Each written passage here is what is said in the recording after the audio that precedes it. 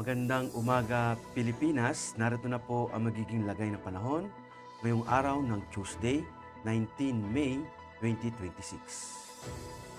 Base po sa ating synoptic situation, patuloy pa ring iiral ang ITZZ o yung Intertropical Convergence Zone sa Southern Mindanao. Samantala, easterlies naman ang makakaapekto sa nalabing bahagi ng Mindanao at sa Visayas. Mga localized thunderstorms ang mararanasan sa Luzon. Dulot nga ng localized thunderstorms sa Metro Manila at sa buong Luzon ay makakaranas ng bahagyang maulap hanggang sa maulap na papawirin na may pulupulong pag-ulan, pagkidlat at pagkulog. Sa Visayas, dulot naman ng easterlies, bahagyang maulap hanggang sa maulap na papawirin na may pag-ulan, pagkidlat at pagkulog. Sa Mindanao, dulot nga ng ITZZ sa Zamboanga Peninsula, sa BARMM, Soc-Sargen, Davao Oriental at Davao Occidental ay makakaranas ng maulap na kalangitan na may kalat-kalat na pag-ulan, pagkidlat at pagkulog.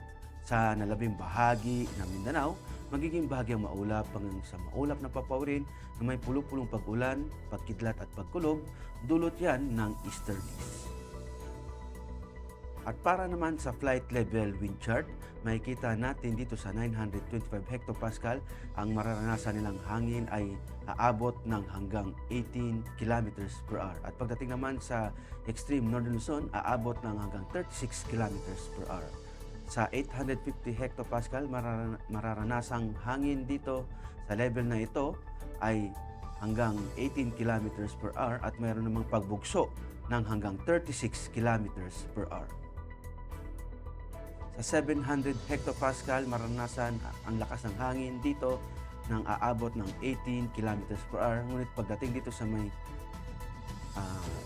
extreme northern Luzon, ay may pagbugso naman ng 36 kilometers per hour. Dito sa 500 hectopascal, maranasan ang lakas ng hangin sa Luzon, sa Visayas at Mindanao ng 18 kilometers per hour. Ngunit dito sa may parte ng northern part ng Palawan, ay aabot ng hanggang 36 kilometers per hour sa may Zamboanga Peninsula, sa Sanga-Sanga, sa may southern part ng Mindanao at sa extreme northern Luzon. At para naman sa impact of flight operations, dulot nga ng ITZZ sa Zamboanga Peninsula, BARMM, Soc-Sargen, Davao Oriental at Davao Occidental. Ang main hazard dito ay yung convergence trades, winds generating widespread convection and thunderstorms. Ang impact nito sa rotary, frequent thunderstorms with gusty winds, condition unsafe for BFR, possible groundings. Sa fixed wing naman, severe turbulence and lightning expected in convective activity. Aircraft may required diversion or temporary suspension of operations. Dulot naman ng easterly sa Visayas sa salubing bahagi ng Mindanao. Ang main hazard dito ay warm and air humid from the Pacific na nag-enhance ng convective activities. Ang impact nito sa rotary, localized thunderstorms and light turbulence may briefly affect operation, especially inland during afternoon. Sa fixed wing naman, generally fair with possible isolated CBs causing short-term delay or turbulence. Sa Metro Manila at sa labing bahagi ng Luzon, dulot ng mga localized thunderstorms, afternoon convective development producing gust fronts and heavy rains. Ang impact nito sa rotary, downburst strong gust and reduced visibility pose significant hazard, avoid flight in CB activities. Sa fixed wing naman, generally fair with possible isolated CBs causing short-term delays or turbulence. At para naman sa astronomical information, ang araw ay sumikat kaninang 05:28 at lulubog din naman mamayang 18:18.